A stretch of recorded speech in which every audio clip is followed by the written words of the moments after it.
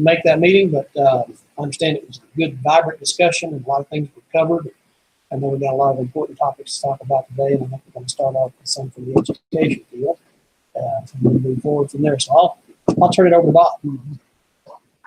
Thanks very much, Mr. Chair. Our mission, and let's go into the meeting. Representative McNair and Senator Flippo are neither on the call today. I think some of you may know the personal tragedy that Ron McNair went through yesterday. He and his wife were safe, but you know, they lost everything they owned in a fire at their home. All is well. So let's jump into the meetings. Dr. Esters, you're up. All right. I don't have any slides, but just to give you quick updates, we started classes Monday.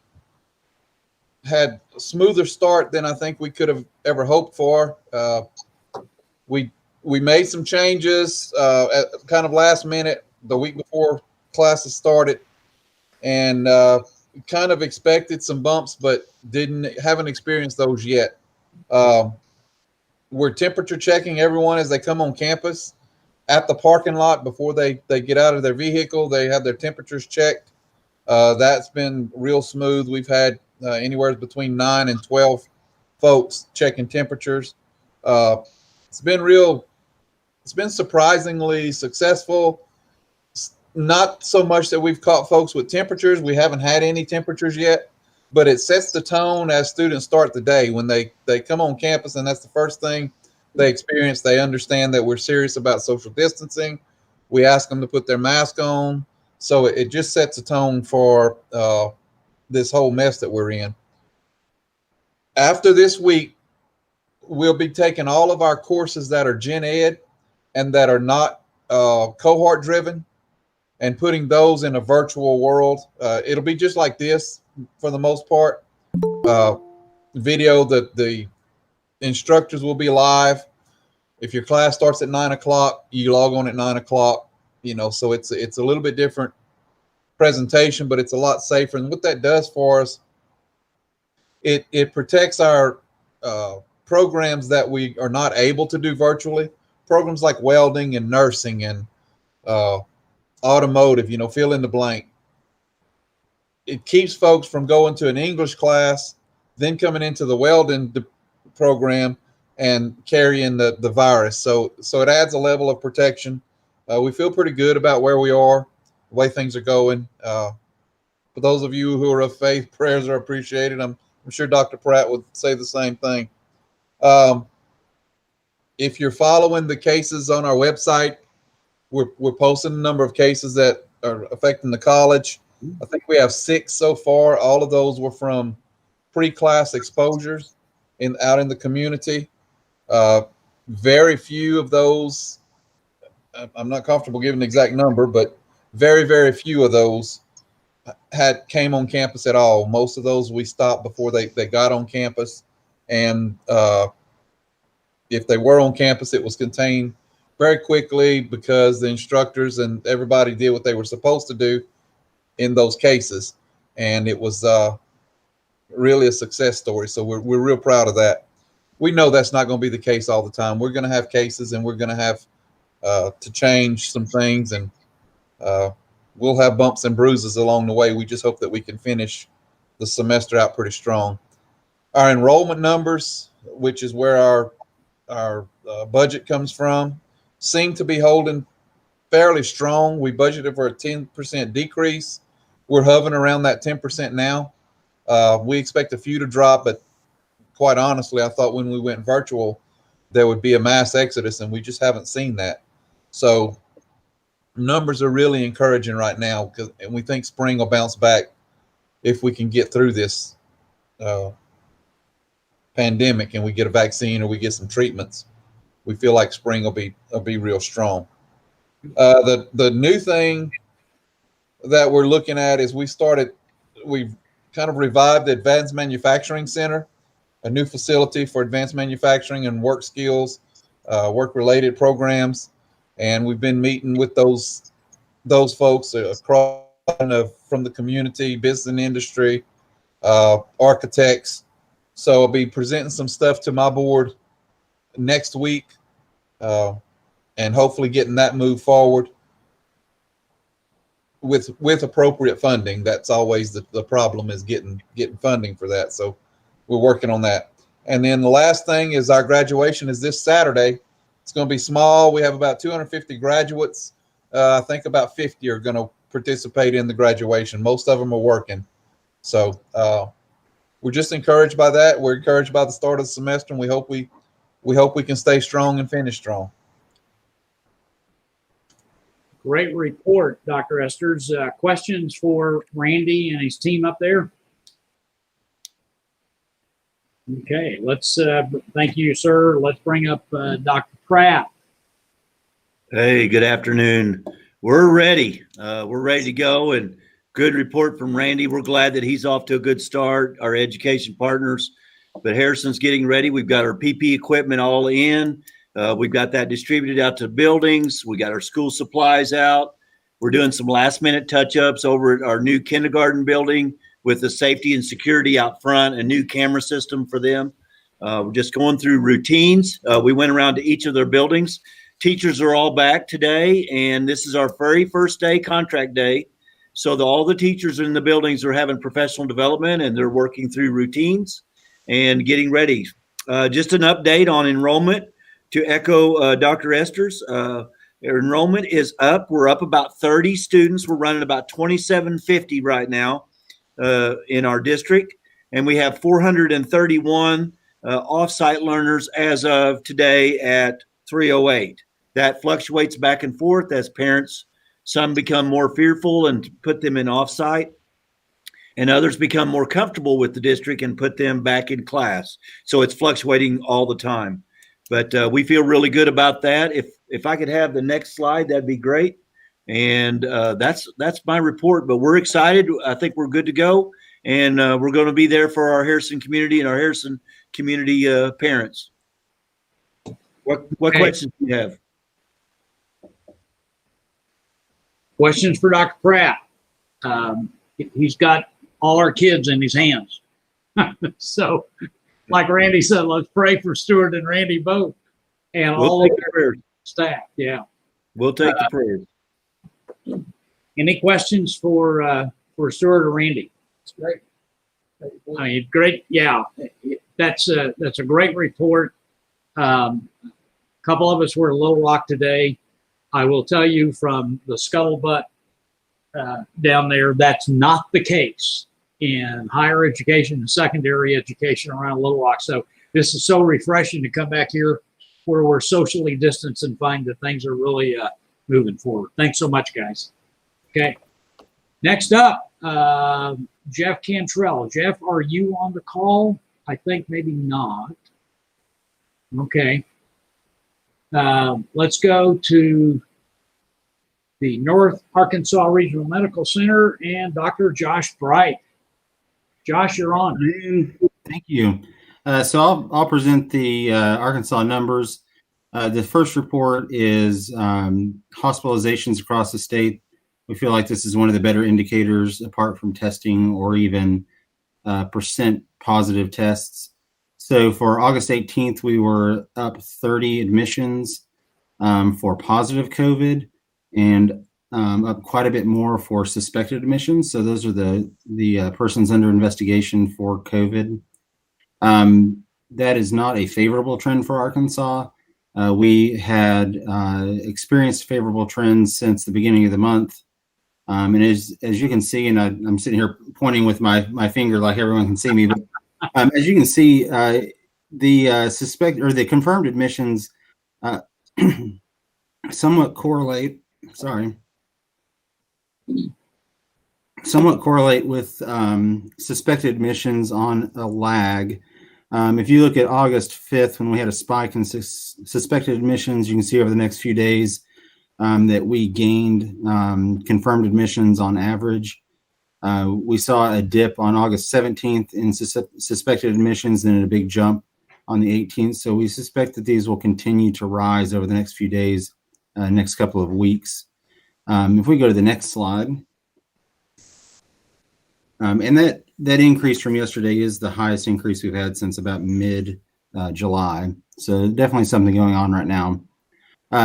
This looks at bed availability and admit status by region. So we are in the Northwest region, which is the only one that is trending downward right now. Because of our position in the state, we're also highly affected by the North Central region, which is near the bottom in orange, and it is trending upward along with every other region right now. So we're watching that very, very closely. Next slide, please. This is a little bit harder to read, but I'll kind of hit the high point on it. In the state of Arkansas right now, we've had no deaths under the age of 24. We've been fortunate in that nationwide, the 0 to 24 range is certainly not zero, but very, very low death rate. Our concern here is with multi-generational families, visiting with multi-generational groups.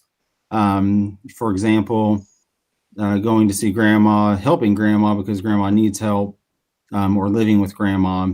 And the kind of issue with that is that 79% of people who are between the age of 11 and 19 will show no symptoms of COVID infection. So only 21% will show signs and symptoms. Kind of opposite of that, the over 65 group, or really the over 70 group, about 70% of them will show symptoms with COVID-19. And if we could go to the next slide. This one shows, and I'm looking in the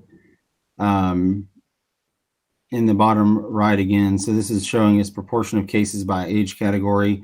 So even though only about 11% of cases are in the over 65 range, 60% of the deaths in Arkansas are in the over 65 range.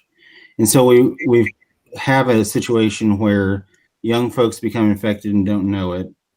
And they're very, very low risk for significant morbidity and mortality. However, passing that on to someone in a higher age bracket causes this significant increase in mortality. And so we're watching that very, very closely. Our recommendation is, as a CDC is to continue good hygiene, hand washing, masking, distancing. And when we first started out in the pandemic after the public health emergency, we really put a lot of effort into the flatten the curve process. And I think that we are getting back into that need to remind people that we're still in the pandemic. It's not over. It's very exhausting. I'm sure everyone on this call is very exhausted from going through the last several months. But it may be time in the near future that we continue the message of flattening the curve. And it is specifically because the lower age groups, we've learned, are more likely to become infected and much less likely to show symptoms, and in themselves are not at as much risk, statistically not as much risk. But passing it on to someone in a higher age bracket is the risk right now. Okay. I think that concludes my slides. Questions for Josh? Let's ask him some real stumpers now. Yeah. Hey, can you give us any local numbers, Josh, for Boone County? I do not have today's numbers for Boone County. I apologize. Okay. What about the hospital's capacity? Yeah, how about here? Hospital is not at full capacity. We're not on surge capacity. Capacity for us is around 6 COVID positive patients before we go into our surge plan. After that, we have quite a lot more capacity, but we are not at our capacity of 6 COVID positive patients at this time. That's very good news. Mm. Yeah. Bob, I don't have a question. I wanted to thank Josh and all in it, the hospital group. They really helped us pull this plan together and advised us, and just kudos to them for answering any questions we had and reaching out and helping us come up with the right way to do things. That's great news, Randy. Thank you for doing that. And I think That speaks volumes for what the medical center has been doing. And we look down the road in Newton County. The medical center was very engaged with the nursing home issue in Jasper.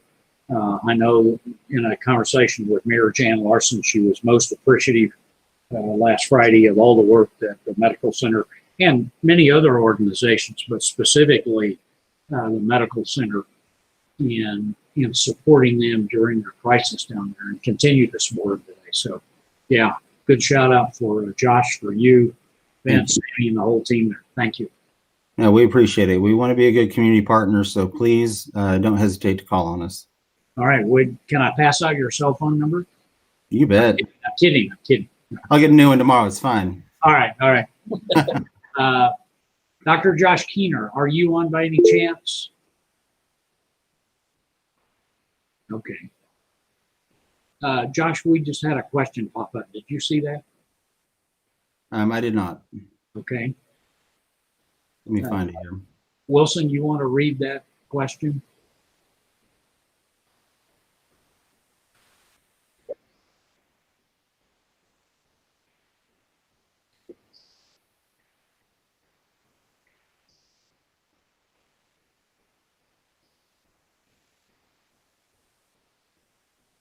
So we don't have a specific recommendation around that. I think that going back to understanding the risk and following CDC approved guidelines and Department of Health guidelines for distancing, masking, and good hygiene is certainly always the best answer. I think that we will not have an official stance on whether or not school should be in person or not. Since that question came up, Stuart, if you're still on, have you had that sort of an issue arise with some of your enrolled students? Sure. Yeah, we have. I mean, it's just a hard question for parents. You know, again, back to Dr. Bright, I think the key here is just making sure that each parent knows the risks, and you have to make a choice as a family parent and a family yourself on what you think you are willing to do. And there's lots of factors involved, and there might be some medical fragileness within the family of a grandparent. Again, back to what we heard earlier, could be the child has some issues themselves. So each parent has to make that decision. And all we can do is, again, back to the college and the school. We're having school. We're told by the governor we're having school. So we're doing everything in our power to be supportive of our medical community and provide every risk reducing factor we can. And then parents have to make a choice from there. That's fair. That's good. Thanks to both of you for that input. Okay, Ms. Joan Bell, Main Street businesses. We have a lot of them. Yeah, so we actually have kind of been in touch a little bit more in the last couple of weeks, just because we had a small biz connection meeting. I guess it was last Tuesday evening. Right. I think we had, Bob, you were there for briefly, I think, and Wilson was there. I want to say we had between 15 and 20 folks there. And we just kind of shared some of our experiences. That's open to chamber members as well as non-chamber members. So that's just a shout out for any of y'all that want to join that group or have friends. Please help us promote that group. We did several things while we were there, but one of the things that we did was we called in Luke Weigert from the city just to help us understand kind of where our sales tax numbers were, because that's what a lot of us in the small business group have noticed, is that we have really had some good bounces through this. It's not been near as bad as far as hurting small businesses as what we thought. Doesn't mean that some aren't struggling. It just means that I think we were all prepared for the worst. But he kind of gave us a good springboard, and all of us kind of put our heads together. So we're going to try to use that as some learning experiences so we can boost up a lot of the online shopping for our area and try to get that to carry us through the Christmas season, which we're all looking at. It's already August. I think we're all ready to be done with this year, maybe. But so we're going to do some more shop local campaigns. So any of y'all that want to be involved in that, just let us know and we'll kind of get you involved. But we're going to meet again, I believe it is this week, to try to firm up some things on that. So I think as far as the attitude a lot of our small businesses, I think we're in good spirits. Everyone is still struggling with making sure that they have enough PPE and all of those fun things. But I think everything is going better than what we really anticipated it going if we were looking at this 4 or 5 months ago. So I think the spirits are up, and so that's a good thing. And then maybe we can kind of build on that and keep moving as we go forward. So that's all I have. Great. Questions for Joan? Great Okay. work, John. Thank you very much. All right. Jimmy Lewitt, Joe Olson. Jimmy, I saw you on. And Joe, I saw you on. Yeah, Bob, this is Joe. We don't have any updates. However, instead of showing this slide every time, is there any specific requests from the group, from the Prime Business Group, on what you'd like to see? Right. We're looking across at Joe Willis and others are pondering. Excellent question, Joe. Maybe mentioning something that was discussed this morning in Little Rock with the State Chamber of Commerce was the fact that there are a lot of businesses around the state that are still really suffering and can't get employees back to work.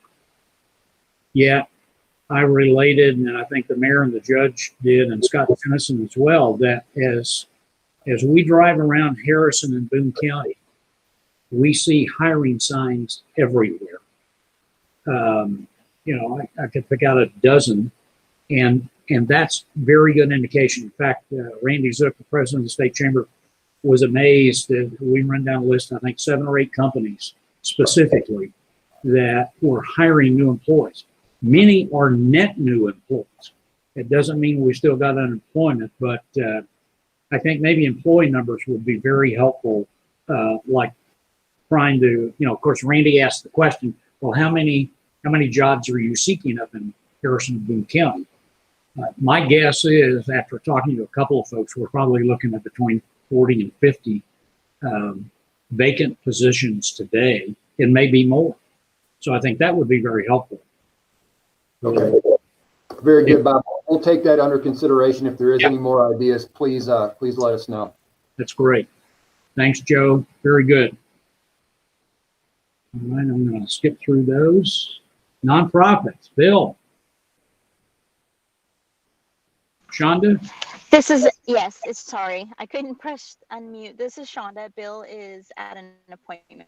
So he asked me to step in and speak on behalf of the nonprofits subgroup. It's pretty much relatively the same overall with the churches. They're still functioning with caution. Phase 2, it's still slower than allowed. They're being very, very cautious, as you all know. And as for the nonprofits, Bill, House of Hope, us with Harrison Housing and Ozark Opportunities have been working very closely together, meeting probably a couple times a week via Zoom to talk about the situation in our community. And because the impact of the eviction moratorium and the unemployment stimulus has had a huge effect, and now we're starting to see it steamroll, because since the eviction moratorium is over, the president did sign an executive order. However, HUD has not issued an extension of the moratorium. So people are able to file evictions now, and they're behind on their rent. The participants are. So we're getting a lot of calls, all of us, in regards to assistance to help pay for that rent. The good news is I think we mentioned it last time that Harrison Housing, we were awarded $200,000 for Boone County for homeless prevention, which means we will help someone to keep them from getting evicted and being homeless. And rapid rehousing, which someone that's technically homeless, not living on the street, could be couch surfing. There's a whole definition of it, to help them get into a unit, paying deposits, paying their rent, until, if they're qualified for Section 8, until Section 8 takes over. and that could be up to 24 months for a family.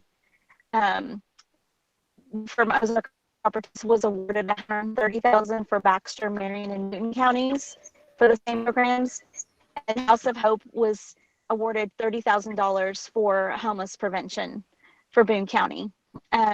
So we're excited because we got notice today that they've moved up the start date from October 1 to September 1. And just so you know, I had my employees do a count for housing wise. 51% of our applicants right now have indicated that they are in a homeless situation, whether it's in a tent, in a car, couch surfing, something to that matter.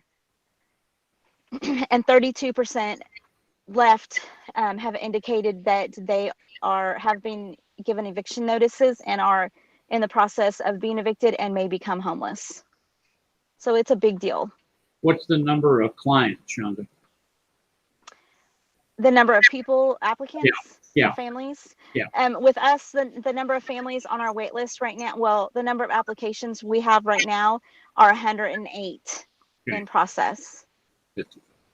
Yeah, that can, so you really attribute a lot of the, maybe the rise in homelessness or soon to be rise can be attributed to the lack of federal funds from COVID? Yes, because especially with us, our per unit cost for household on average has gone up from about $280 a family to $302. Doesn't seem much dollar wise, but percent wise, and when you multiply that by 485 families, that's about 12 to 15,000 a month. And we've used our reserves, so we're not able to help any additional families. Okay, all right. Okay, questions for Shonda that she can relay off to others if need be. Okay, Wilson, you've got another question, I think, that came in on YouTube. No question, just a comment there. Okay, good. All right. Okay, let's look over at Matt Bell. Matt, you're on. Yeah, nothing huge to report, Bob.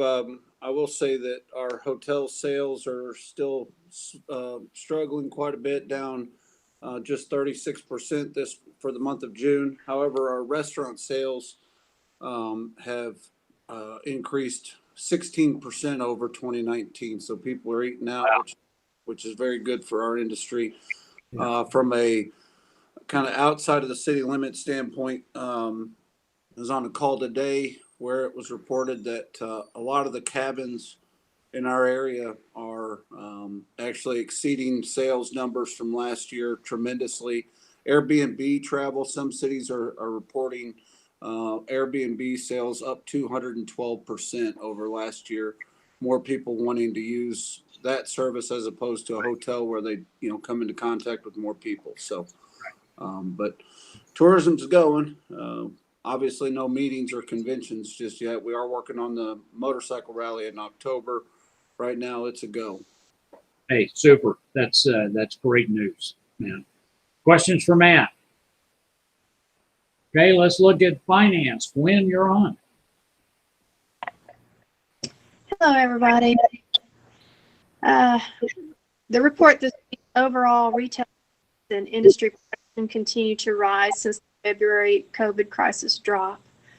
Experts cautiously await August numbers, stating that the small business optimism and consumer outlook is down slightly.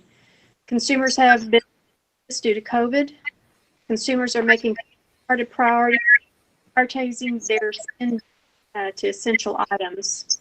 But consumer loans did increase in delinquencies. The pandemic has had a negative impact on consumer finances. Expect delinquencies will reflect that in months ahead.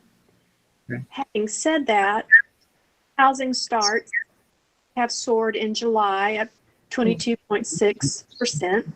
This rate 23.4 higher than the 19 level. The next item, home builder confidence. Amid the low interest rate environment, builder confidence is in the market for single family homes rose to 78 in August, reaching its highest reading in the history of the series and matching rec. The next item, that did rise in July 1.2%. Sales are up 2.7% from a year ago, so that's decent. The industrial production rises also 3% in July. July figure was still 8.4 below the pre-pandemic level recorded in February. Business inventories fall in June. They were down 1.1%. The consumer price rose 0.6 in July. Core CPI also rose 0.6, and that's the largest since 1990. And then on PPP, a little update there.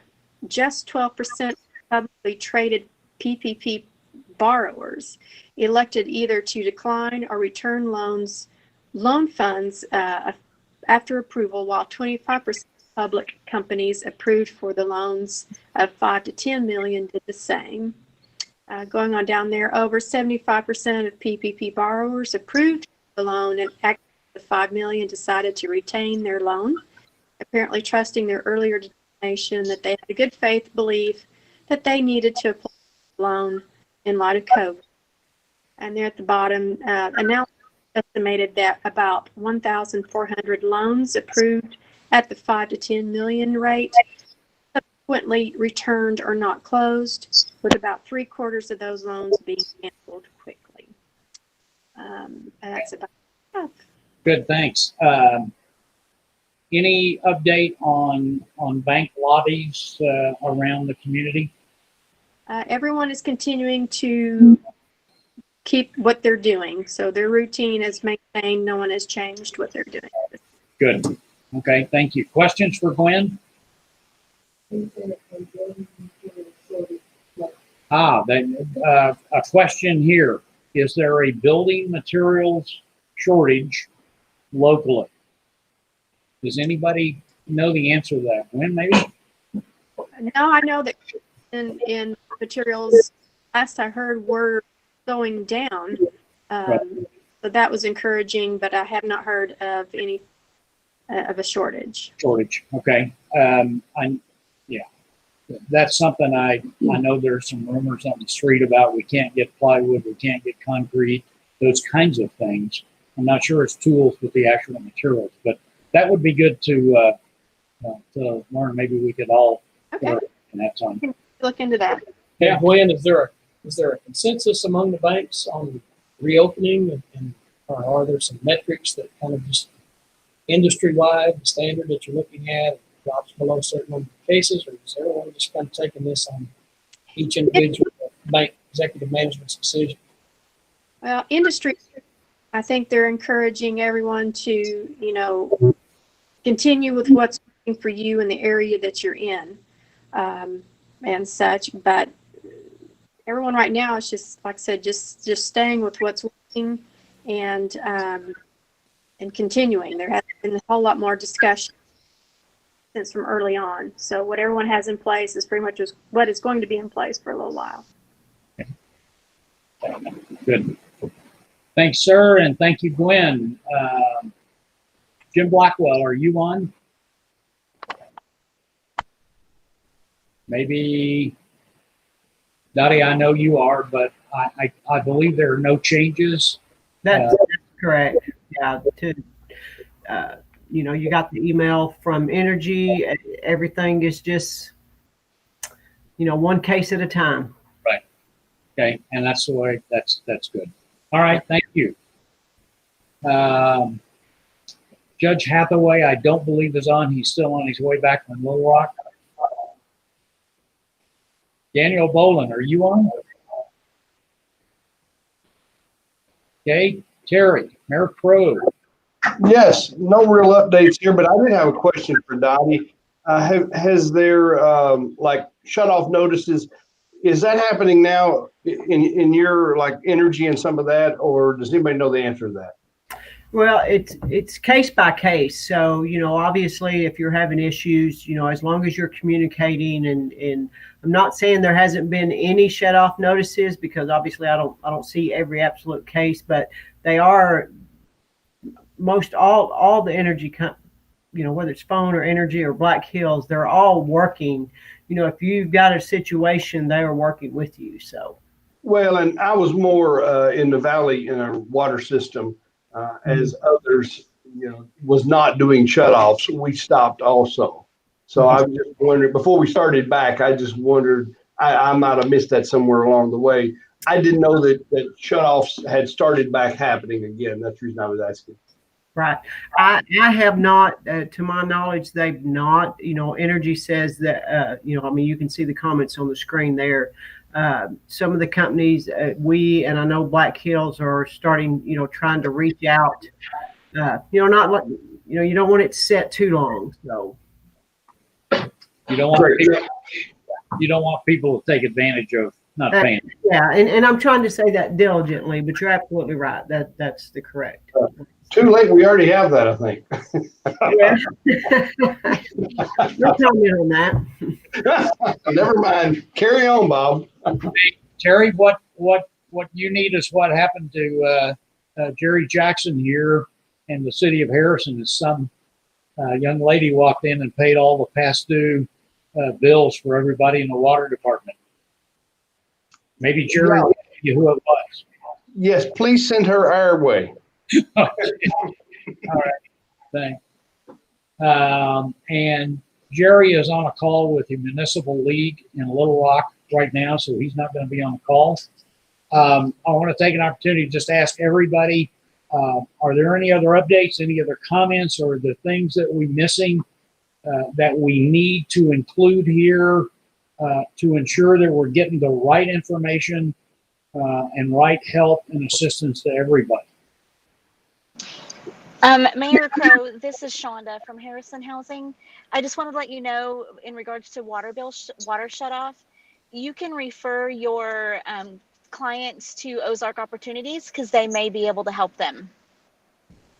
Okay, I appreciate that. And basically, this some of this has nothing to do with the with COVID-19. It's just it's Right. some of those past due from before that. But I wanted to be in line with what others was doing. And at some point, if others, start that process again, then we may start ours again. But at this point, I don't want to go there. Because Harrison City Water was going to start shutoffs, I worked with Ozark Opportunities, and they worked with the state to get their grant to be changed to include water. So, but because they had a donor pay for the bills, we didn't have to utilize that grant. So there's definitely funding available for some of your clients, I'm sure. Well, that is great news. Thank you. You're welcome. Okay, thanks very much. Got any other questions before the chair wraps this up? All right, well, thank you very much. I have nothing else to add. Bob, are you good? Okay, our next meeting date will be September 2nd, unless something happens prior to then. We hope that it's not on the negative side of the budget. So otherwise, we will reconvene on the 2nd, and thank you all for joining us today. Have a good day. Thanks very much. Hey, Dr. Pratt.